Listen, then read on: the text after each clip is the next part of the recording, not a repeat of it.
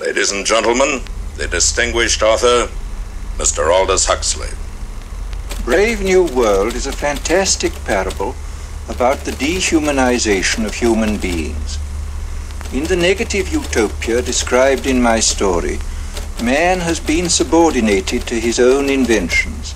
Science, technology, social organization, these things have ceased to serve man. They have become his masters. Aldous Huxley's novel portrays a dystopian future under the dictatorship of a world state, where every aspect of human life is controlled, from laboratory creation to the grave. He described the story as fantasy, but later wrote, "The prophecies made in 1931 are coming true much sooner than I thought they would. The nightmare of total organisation has emerged and is now awaiting us, just around the next corner." With the rise of brain-computer interfaces and biometric sensors and so forth, all the bodies, all the brains would be connected together to a network, and you won't be able to survive if you're disconnected from the net. All life on Earth is going to be radically changed. It's a fusion of the physical, the digital, and the biological world. It's changing who we are. These people have gotten to the point now where they are openly anti-human. Everything will be monitored. The environmental consequences of every human action. They cannot happen without digital ID. Once the digital ID is in place, it's game over for humanity.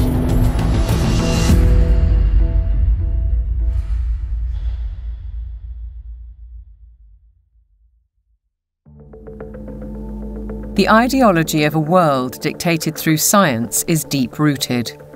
Almost a century ago, a movement was established in the United States, preaching that the population should be governed by an elite of selected experts, scientists and academics, rather than democratically elected politicians. They called it technocracy. These engineers and scientists from Columbia University promoted what they thought was going to be the replacement for capitalism and free enterprise. It's not going to be a price-based economic system. It's going to be based on resources and energy, control over energy. They thought that science was the answer for everything. They didn't have any spiritual bone at all. You know, they were very mechanistic in their thinking. The definition was clear. Technocracy is the science of social engineering, the scientific operation of the entire social mechanism to produce and distribute goods and services to the entire population. The movement was short-lived, but the principle never died. As we'll demonstrate, a stranglehold on policy and resources has always been the ambition of the powerful oligarchs behind many of today's world institutions. It seems to me that there's a very strong drift in the direction of globalization, of the ultimate centralization of control in the hands of unelected officials at supranational organizations. The lust to control other human beings is a story as old as time. They want all of the resources of the world in their pocket. They do not want you and me to have anything. It's in writing all over the World Economic Forum's website. By 2030, you will own nothing and be happy. That's an oxymoron. If you don't have anything in your name, you ain't going to be happy about it. The World Economic Forum may have called that infamous phrase a prediction, but it translates as a statement of intent on behalf of its global power brokers. The bigger picture is that an attempt is underway now to collapse liberal democracy and replace it with global technocracy. What I call an omni-war is now underway, which is to say that the transnational ruling class is literally, it's not a metaphor, is literally at war with the rest of humanity and has weaponized everything that it can. This is a coup. They can remove the power from the parliament and the legislative branch and consolidate it into a monetary system which has complete control. That control is now entirely achievable because the would-be controllers finally have the tools to execute it. total surveillance, artificial intelligence, digital IDs, and central bank digital currencies. The potential for social control is gigantic and potentially irreversible. What our experts are describing is a world commanded by an exclusive group of bankers and industrialists, affecting every aspect of our lives. What we eat, what we can buy, where we travel, where we live, and all bypassing democratically elected governments. You could be forgiven for thinking this is a grand conspiracy theory, but please consider this. The term conspiracy theory has become one of the most successful propaganda terms of all time in closing down discussion and debate. It's a thought-terminating cliche, but nevertheless, it's surprisingly effective when you try to calmly present evidence in a factual and reasoned manner. In this film, we will present evidence that the global takeover is not only possible, it's actually happening, and has been decades in the making. They plan to commandeer land, reduce farming, and radically change the food we eat, transform the supply of electricity, and then dictate how we use it, and replace currency with a system of credits, under their control. It's a classic template. To win the war, take control of food, of energy, and of money. And here's the key. All three strategies are built on the premise of a climate crisis caused by carbon dioxide, a gas that is actually vital for life on the planet. So what if the whole carbon narrative was one gargantuan lie? A political maneuver to establish their brave new world. A big lie is a lie which is told on such a scale that ordinary people simply would not imagine it to be possible. People with empathy can't fathom that a group of people would organize and engineer this kind of mass atrocity to get where they want to go. It should come as no surprise that financial kingpins are calling the shots. And it's certainly no conspiracy theory when banking executives spell out their intentions.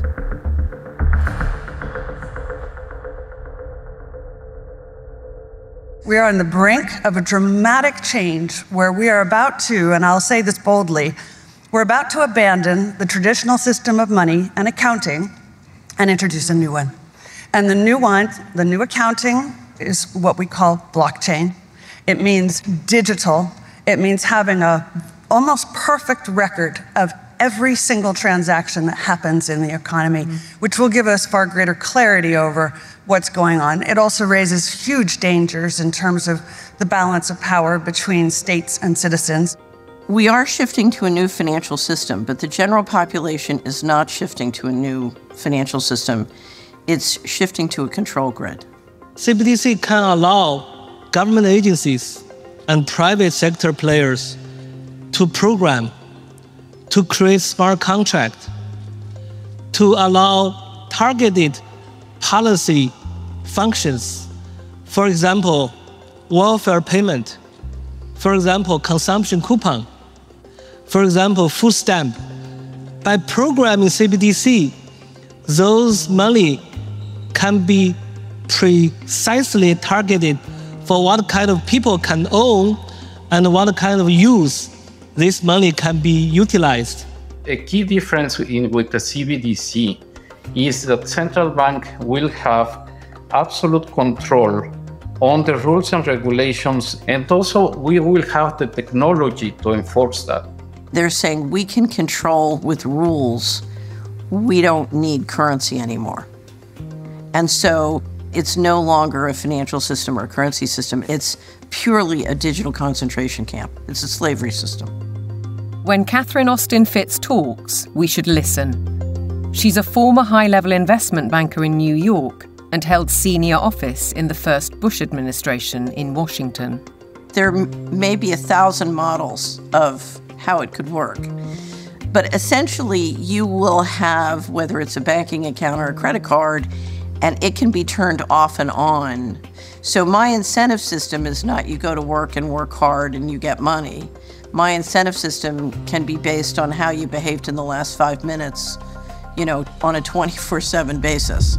CBDCs, as the name suggests, would be issued by central banks like the Federal Reserve in America and the Bank of England, not by high street banks.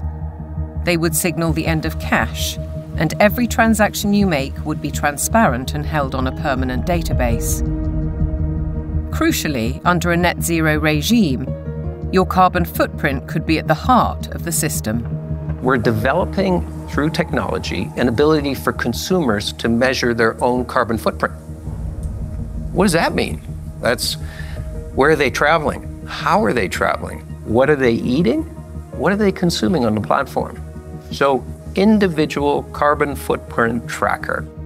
This can be the infrastructure for a carbon credit system. It's totalitarian control, and if people don't become aware of it now, it's going to be too late to backtrack from this. It's a ratchet system where it's very difficult, if not impossible, to backtrack. But why is now the time for change? Because the system is in crisis. It entered crisis in 2019. Mark Carney, he talked quite openly about how the international monetary and financial system had entered profound crisis and was effectively on its last legs. If you study the history of how the central bankers designed technocracy, essentially when they created the Fed, they said, look, this can't last forever. We're going to need, at some point somebody's going to get hip to this game. We're going to need another system. And I will say this, because I used to be part of that, I was born and bred to be a central banker. They plan ahead hundreds of years in advance. Predictably, the money brokers seem to hold all the cards. As a subtext, does the ruling class need to protect itself as artificial intelligence threatens mass unemployment? And what will happen to our existing assets if the banking system is collapsed and money disappears overnight? In an unknown future, one thing is certain. Digital IDs are essential to the project.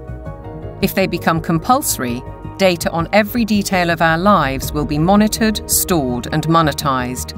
Nothing, but nothing, would be private.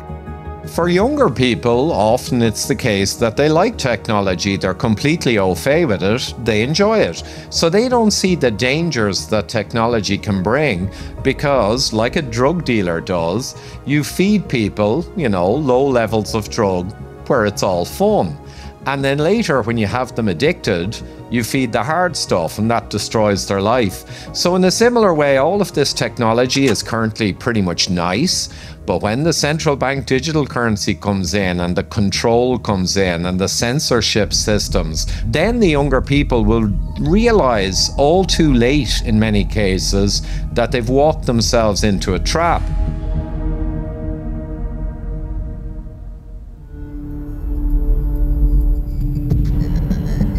One man who knows the dangers only too well is Aman Jabi, who was at the forefront of digital development in Silicon Valley, California, for 25 years.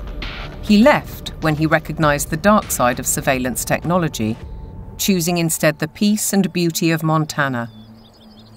He's an expert in facial recognition. It's a technique that is used to uniquely identify the biometrics of any face. So, in a device like your smartphone, and most modern smartphones in the last 5 or 7 years, they have a 3D camera module in the front of the phone, which you cannot see. Within that module is a near-infrared projector, which projects tens of thousands of dots on your face. Those dots are then distorted based on the contours and the features of your face. And there's a near-infrared camera then takes a picture of that distortion, captures it, and then reverse engineers the exact profile of your face. In the longer term, facial recognition will be used to unlock your digital identity, which is going to be a tool of control for the agendas that are coming down the pipeline. Elements of that control are already with us. Alexa, good morning. Good morning. You are never alone in your home, and this is why. All your devices at home and all smart appliances, they are all connected on a wireless network. Many of these devices will have cameras, many will have microphones, and so they are monitoring everything all the time. Your smart appliances are communicating with the smart meter and sending it real-time usage data. If there's a Ring camera also in your home, a mesh network is formed and all your devices are being tracked within the home, its location, its usage, and all the data is going to Amazon servers. When you leave your home, all modern vehicles are connected to the internet, so your automobile is being tracked all the time. When you're going under a string of smart LED poles and smart LED lights on the highway and in the streets of your towns and cities, those form a wireless network and are tracking your vehicle. They are tracking all the devices on you, from smartphones to smartwatches when you're walking on the streets. So data is being collected 24/7 continuously on every human being whenever you are within these wireless networks. And it's obviously not good for health also because of all the electromagnetic radiation. In the long term, the plan is to pretty much lock up humanity in smart cities, which is kind of a superset of a 15-minute city. They've sold all the state and local governments and countries that smart cities are about sustainability and the good of the city. But in reality, the language from the UN and WEF and their white papers is all inverted. So, air monitoring is really about limiting mobility and no car ownership. Right? Surveillance, control via LED grid is why the smart lighting is there. Water management is about water rationing, noise pollution is about speech surveillance, traffic monitoring is about limiting mobility, and then, of course, energy conservation is all about rationing heat, electricity, and gasoline.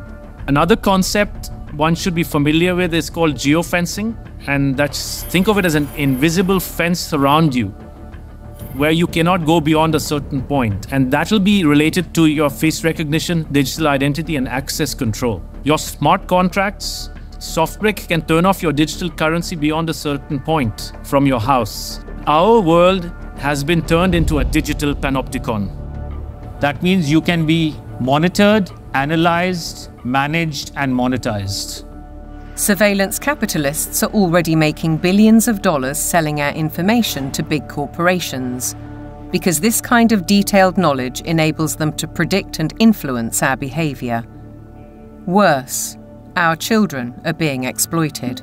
There are a lot of board games and other games that are already in the market and have been for over 2 years that have cameras inside and underneath these LED screens that are observing and scoring and emotionally calibrating the faces of all the children. So are all the iPads that they use in schools. They're all manipulating children's behavior by what they display on the screens. And child data is big business. There's a concept called social impact investing, which people should read up on. If your kids are in schools, they are already being traded on Wall Street in real time. They can bet on groups of kids, whether they're going to be successful or not, whether they're going to become computer scientists or environmental engineers. So children have become essentially a commodity and have been for years with this system. And once it's fully in place, it is going to be used to fully control the behavior of children as well as how they behave with respect to, diversity, equity, inclusivity, etc.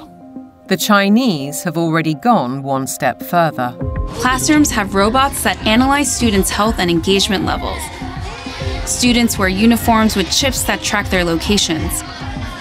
There are even surveillance cameras that monitor how often students check their phones or yawn during classes. These sensors pick up electrical signals sent by neurons in the brain. The neural data is then sent in real time to the teacher's computer. We've been drawn into this digital spy network in the name of convenience, connectivity, safety, and especially entertainment. The 3D world of cyberspace creates virtual lives that are often more exciting than reality. Why is this technology being developed? It's all for the culmination of this digital prison from which there will be no escape after all the switches are turned on. The critical switch would be the introduction of those digital IDs and central bank financial control, a world of zero trust. Zero trust is based on a simple principle. Never trust, always verify. Zero trust is a protocol that is implemented by cybersecurity companies. And what it really means is we don't trust you, and you have to prove who you are all the time, 24/7. So think of it as going from a world of implicit allow to default deny. In tomorrow's world, once zero trust is implemented in, say, retail, everything will be behind plexiglass doors with a 3D camera, and it'll only be unlocked through your digital identity and facial recognition if you have the available carbon credits in your digital currency. If you've reached the limit of your allowance, it could be access denied. This would apply to fuel, to travel, to meat and dairy products, to clothes and other consumer goods. Because everything in life could be valued by its carbon footprint. Even access to the internet could be denied. So the new world of zero trust is really a world of locks. It's like an inverted prison. You are supposedly free to roam about, but everything you want to access is behind lock and key.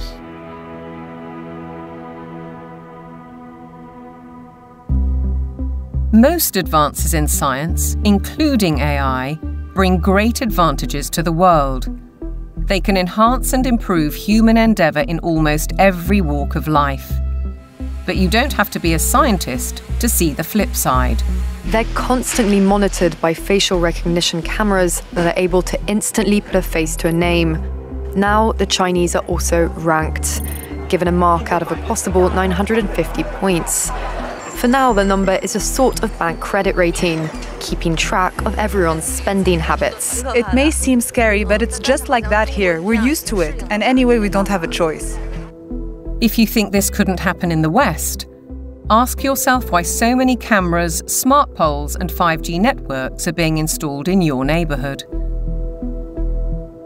In London, the police are using facial recognition surveillance. Sainsbury's is already experimenting with AI. Thank you for waiting. The cabinet will now be opened. In UK railway stations, surveillance is being tested to collect travellers' data. And in Oxford, these barriers were installed by the council under its so-called 15-minute city plan. They were removed following protests. But look at what's replacing them in these quiet residential streets. As the tech companies are proud to tell us, the possibilities are endless.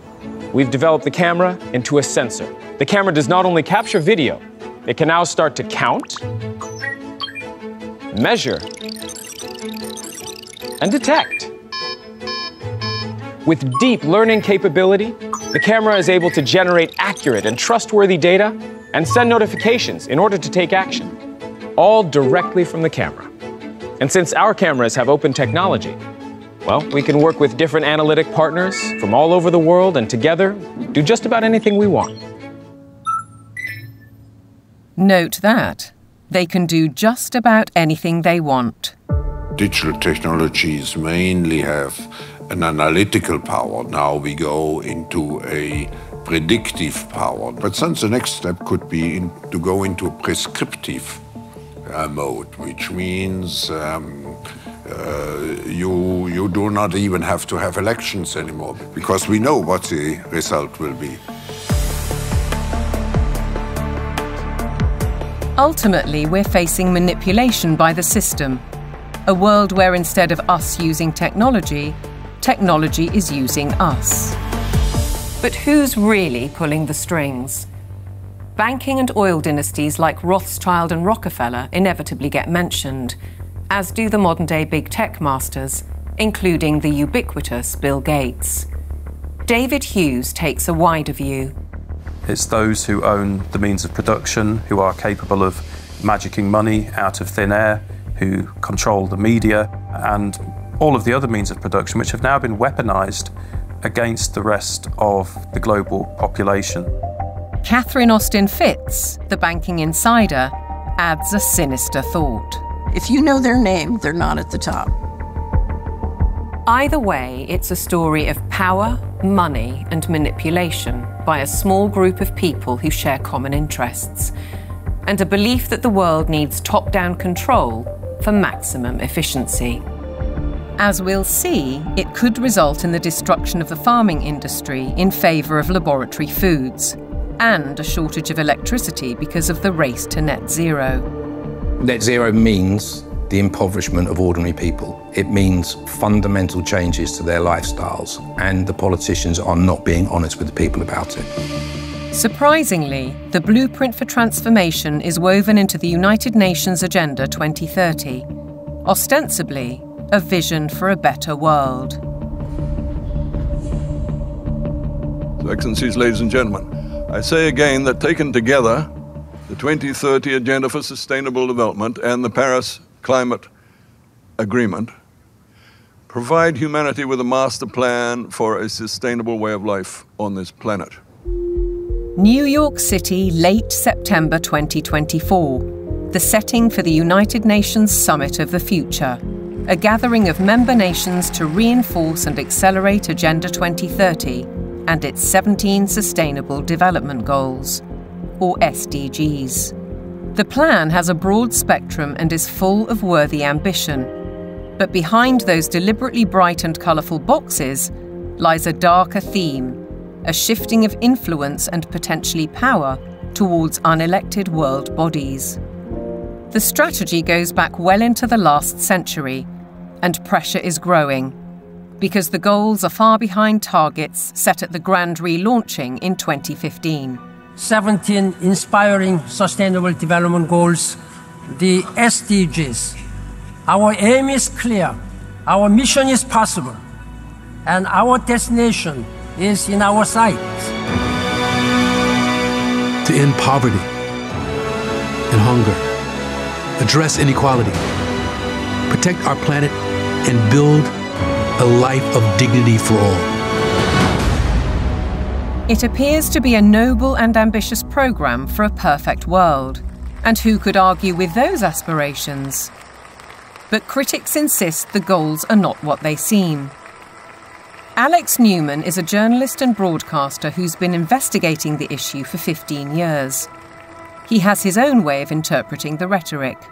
You have to learn to speak what I call UNEs. You have to know what the terms mean if you want to truly understand what is being discussed. When they talk about peacekeeping forces or the peacekeeping role of the United Nations, they're actually talking about the war-making capabilities of the United Nations. So you have this Orwellian doublespeak. When they talk about transparency, more often than not, they're talking about eliminating your privacy. Human rights is another very, very good example. They make very clear in this document that your rights can be restricted under the guise of public order or morality or whatever the case may be. And so they're saying, here's your rights, but by the way, they're not really rights. We can revoke them at any time. The UN is filled with contradictions like this. Like, for example, when they talk about gender equality, right? A normal person in the Western world thinks gender equality means a woman has a right to earn money, to own property, to have all the rights and privileges that a man would have. When you look at the individuals who lead this movement within the UN, you're talking about radical feminists. You're talking about people who are very interested in dissolving the nuclear family. As you dig into these goals, it's very clear we're dealing with something far more nefarious. Once you look past the marketing slogans, the kind of warm and fuzzy, we're going to end hunger, which again is just window dressing, you realize that this is actually a blank check for totalitarian global control. Author and campaigner, the late Rosa Koire, called out the plan more than a decade ago. It is the biggest public relations scam in the history of the world. But it's far more than that. It's a blueprint. It is the action plan to inventory and control all land, all water, all minerals, all plants, all animals, all construction, all information, all energy, all means of production, and all human beings in the world. What can be measured can be managed and ultimately monetized. In fact, a study at Yale University has calculated that the natural assets of the world are worth $5 quadrillion. Is this the basis of the new world monetary system? And is it the deep underlying reason for the United Nations project to rewild 50% of the Earth by 2050. They talk a lot about biodiversity. They want you to think of like, oh, we're going to preserve the toucans and the parrots and the lizards. But when you actually dig into this, what they're talking about is creating, and they're working on it now, an international database with virtually all of the genetic material of all of the species on the planet. And then they want to start mixing and matching it. Bill Gates, ultimately, and his buddies want to end up in total control over all life on the planet. Is it a coincidence, then, that Bill Gates has become the largest private landowner in America while planning to build smart cities in which to corral the general population? What is indisputable is that the oligarchs of global business are embedded in United Nations policy. They don't care about the planet. They care about getting in. Finance goes to where it gets the greatest return. There's a move into the green finance. It's all about profit. It's not about the planet. This is not conjecture. Under the guise of climate change and net zero, vast fortunes are already being amassed. Take carbon exchange markets. Companies emitting excess carbon dioxide can buy credits from businesses that are carbon negative. But increasingly, many are paying a high price to offset their emissions against land schemes. Grasslands, forests, conservation projects, and so on. Some legitimate, others not so. Either way, the brokers and middlemen get rich, while having no impact on actual carbon emissions. We've also seen the emergence of natural asset companies, whose name says it all. They identify the asset and then issue shares in that asset out of thin air, essentially. And they can sell it to financial institutions, asset managers, sovereign wealth funds. And then they go public and have an IPO, and that funding is, they say, meant to preserve the natural asset. But elsewhere, they say that their main purpose, like so much else, is to generate profit for shareholders.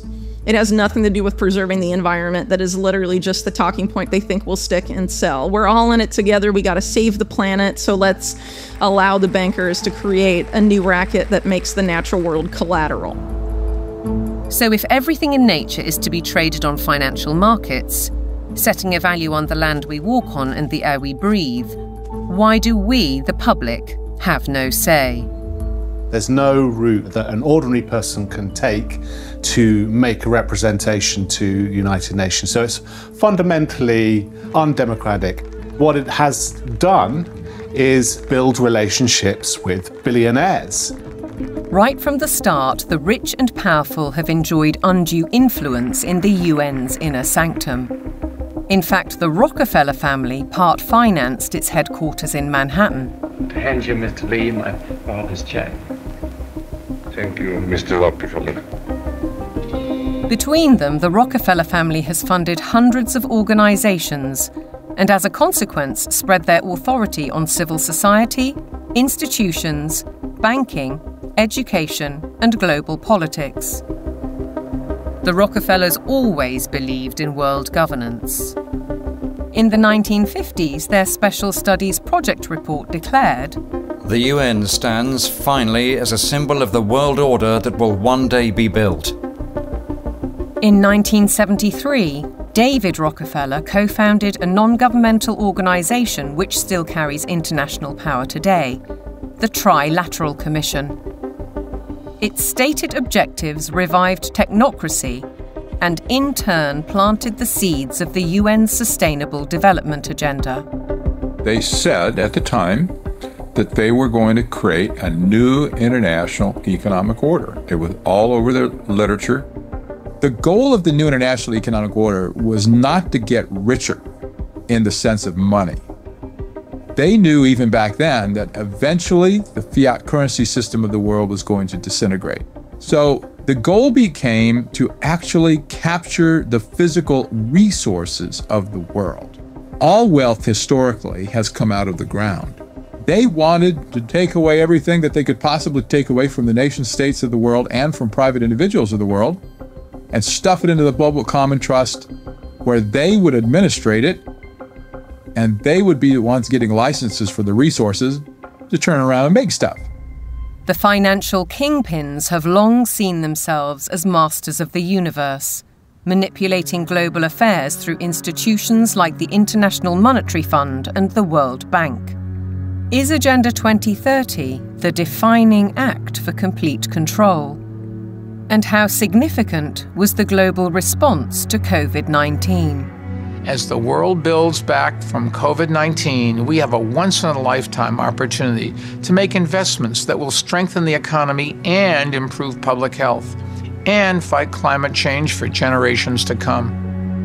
One might ask why the UN needs a multi-billionaire finance and media player as a special envoy, or why Mark Carney, the former governor of the Bank of England, who called for a new global monetary system, is the UN's special envoy for climate action and finance.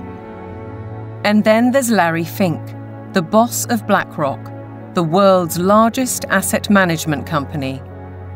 He's a board member of the World Economic Forum, and as we'll see, has driven the UN's goals through investment strategies for the past 20 years. All three are principles of the Glasgow Financial Alliance for Net Zero, a partnership with the UN. With the green economy worth trillions to corporations and investors alike, it's hard not to see a conflict of interests. Are the bankers raising money to achieve United Nations goals? Or are the goals a Trojan horse to change the world's financial control systems? Now consider the events at Jackson Hole, Wyoming in August 2019, only 3 months before the COVID outbreak. It's when Mark Carney delivered his call for change, and BlackRock proposed a new financial mechanism, Going Direct, which in principle allows central banks to channel capital direct to large corporations. So the central bankers got together in 2019, the G7 central bankers, and voted on the Going Direct Reset. And the Going Direct Reset, of which the COVID operation was part of it, has done a phenomenally excellent job of massively consolidating capital into central control. If you look at the COVID operation from a financial standpoint, it was absolutely clear that it was one way you balance the books. It worked. The major corporations like Amazon and others were allowed to continue business. Meanwhile, other businesses, particularly small and medium-sized entities, were deemed to be, quote, inessential. Many of them were put out of business. And so what we saw was a global wealth transfer of a reported $3.3 trillion from the working classes and the middle classes to this kind of super rich billionaire brigade. The people who ran the operation made an absolute fortune. It was economically, as a taking, it was a huge taking. And that included billions of pounds of taxpayers' money going to pharmaceutical firms for so-called vaccines. Whatever the truth around COVID, Dr. Hughes says the response deployed dangerous elements of social control, what he calls weaponized deception. We see techniques of shock and awe being applied through the lockdowns, techniques of isolation, making reality seem strange and threatening. All of this helps to de-pattern the mind. These are all well-known military tactics. Look them in the eyes and tell them you're doing all you can to stop the spread of COVID-19. Stay home, protect the NHS, save lives. These are, in fact, very nasty and very vicious techniques which were deployed against the public of multiple countries at once.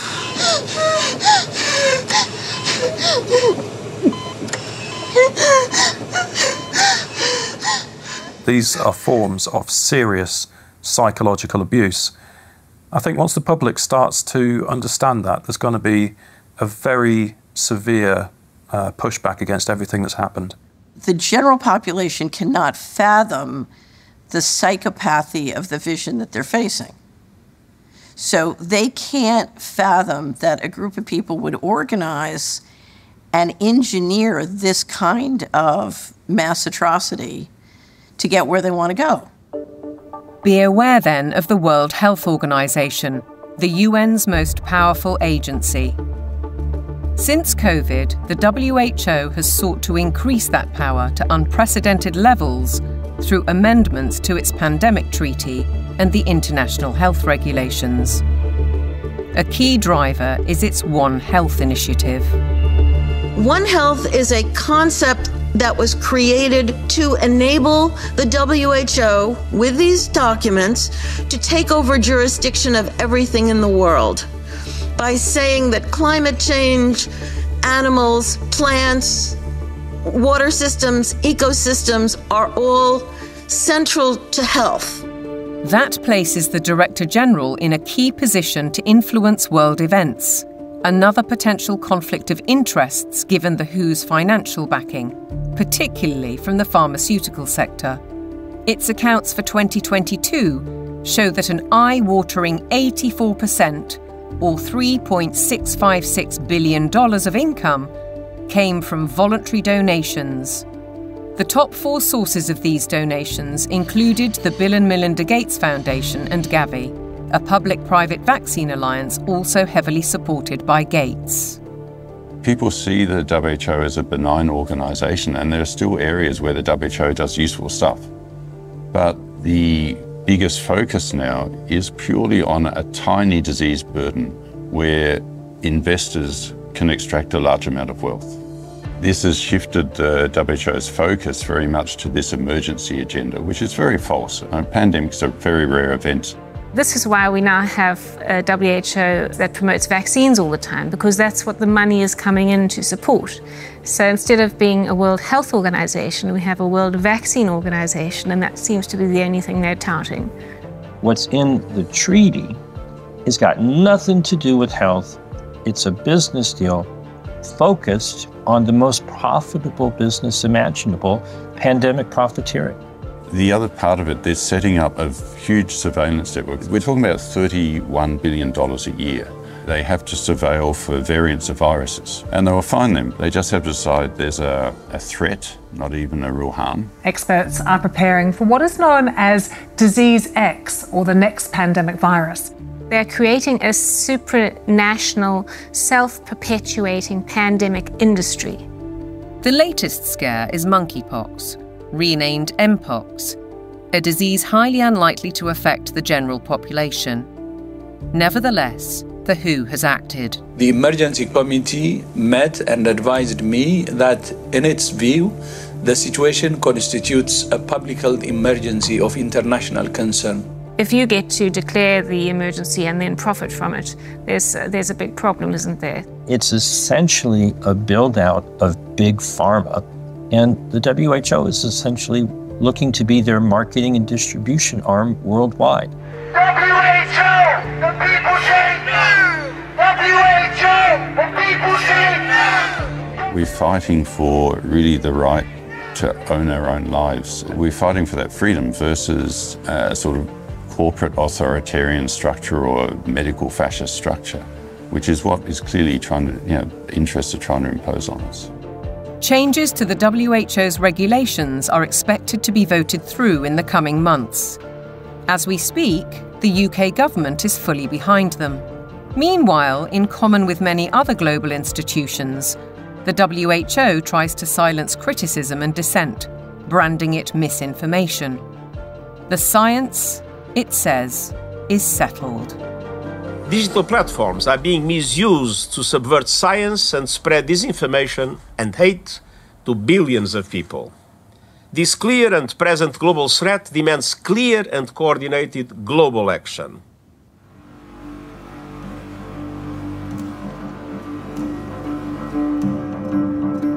I have a little rule of thumb for diagnosing a centralization scam. If we can detect 1, a propagandized global crisis, 2, admitting only global solutions, and 3, with dissenting voices viciously silenced, then we know with absolute certainty that we are dealing with a scam. Control, dictate, eliminate debate, the hallmarks of a totalitarian regime. And nowhere is the cold ambition of corporate dominance more evident than with the World Economic Forum.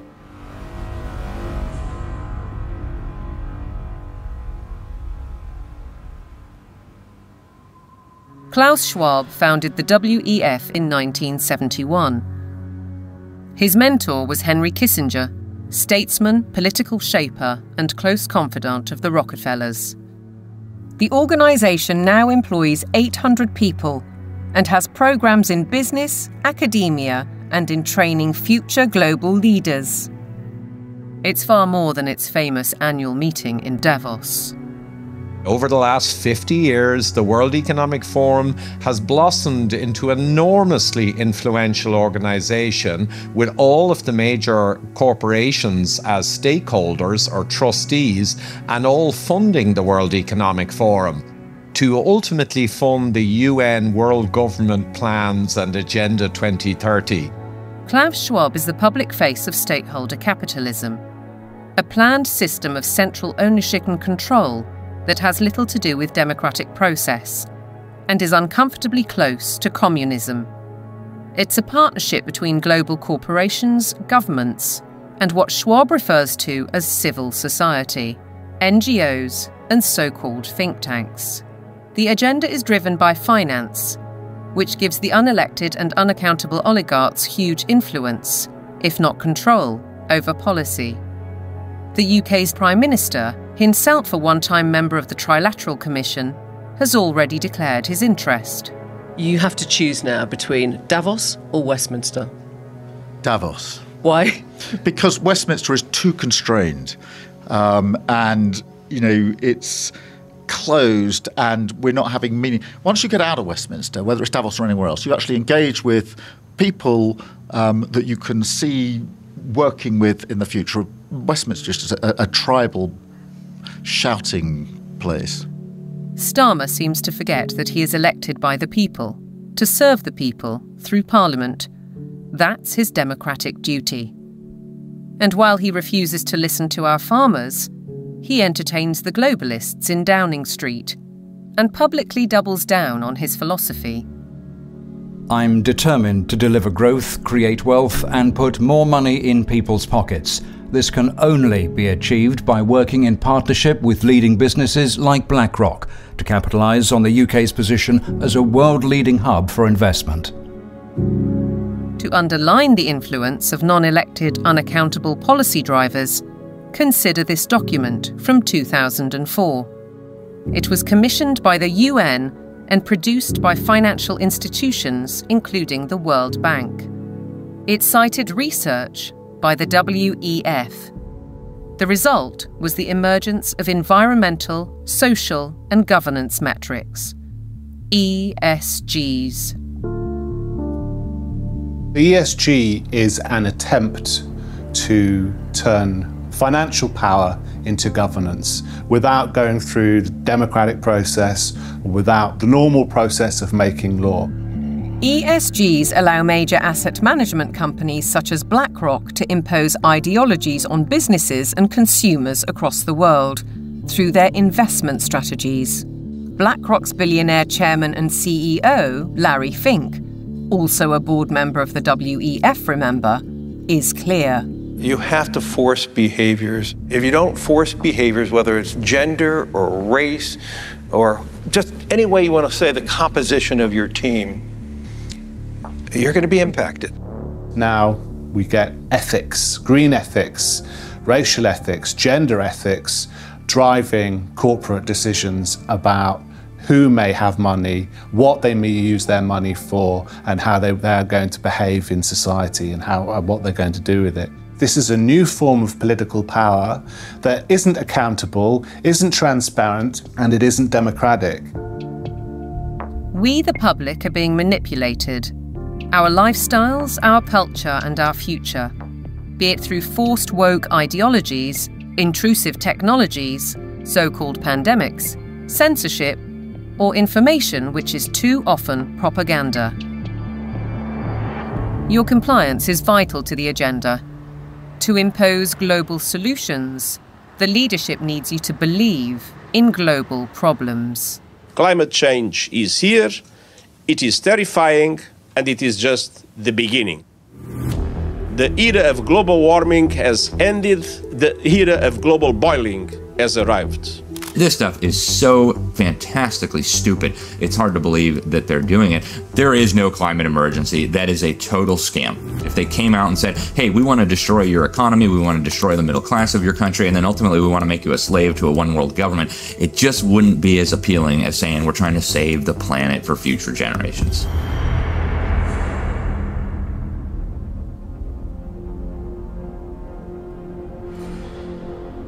...2024, with the hottest day on record and the hottest months on record, this is almost certain to be the hottest year on record.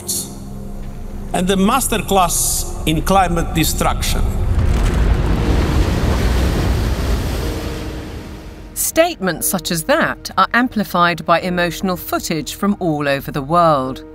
But is any of it true? I do not think there's a climate crisis, and I base that on all the evidence and the climate data sets that we build to answer questions just like that. We actually use satellites to monitor the global temperature, the true global temperature of the atmosphere. And we find there is a rise. It's about 1.5 degrees per century, which is certainly something that's manageable and the Earth has seen before. Compared to the 19th century, which was about the coolest century in the past 10,000 years, we're warmer. But we're about the same as we were 1,000 years ago, and certainly cooler than we were about 5,000 to 8,000 years ago. John Christie is a highly regarded climate scientist who developed the measurement of accurate temperature records using satellites. His evidence is critically inconvenient to the climate change industry. I'm not popular in most of the climate community, that's for sure, because much of the climate community depends on climate model results. Tens and hundreds of millions of dollars have gone into that industry of climate modeling, and I show, well, you folks have failed. But yet they prop up the entire political world that tends to support this. In 2017, I came to work and there were 7 bullet holes in our office suite. And so some people are pretty upset that the evidence that we build and show that can stand the test of time and can stand up to cross-examination is just not going along with their issues and their desires. So let's consider these statistics on the Earth's atmosphere.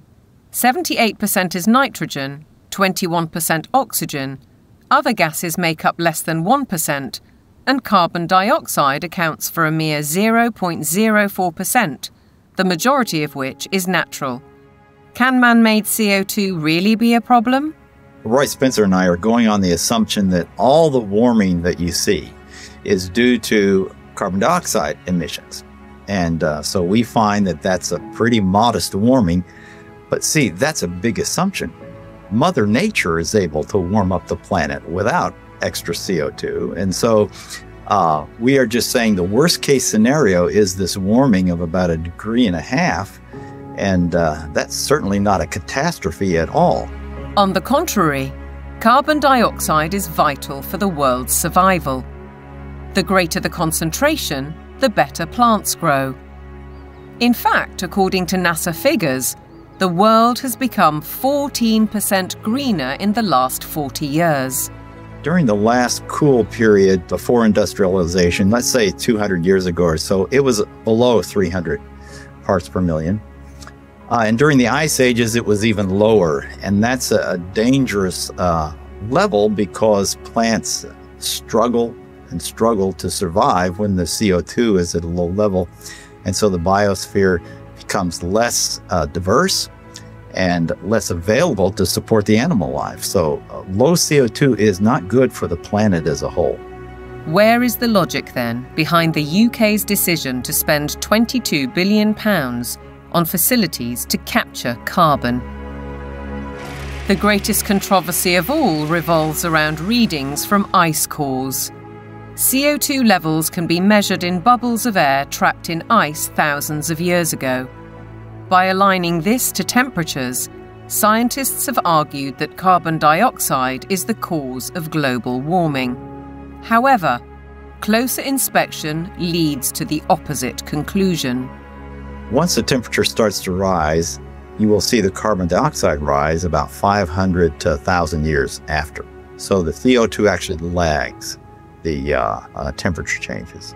But what of the extreme weather events, which are increasing and driven by climate change, according to everyone from the top of the United Nations down? Professor Christie says there